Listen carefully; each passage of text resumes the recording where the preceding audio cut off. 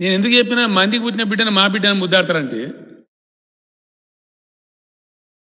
ఇంకోటి ఏంటంటే సిగ్గుశరం లేకుండా మాట్లాడతారండి. సిగ్గుశరం అని ఉంటుంది, మనుషుల కొద్దిగా పౌరుషం ఉంటుంది, దేశం ఉంటుంది. ఏం మందికి పుట్టిన బిడ్డలట, సిగ్గుందా ఈ మాట మాట్లాడి? ఇంకా నీకు నువ్వేం చేసినావు? సిగ్గుందా నీకు?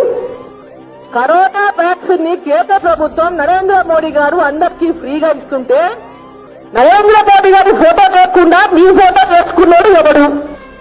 నిన్ను ఏమనాలి? నువ్వు ఎవరికి పుట్టిన బిడ్డలో చెప్పాలి. ఈ విషయం ఎవరిది?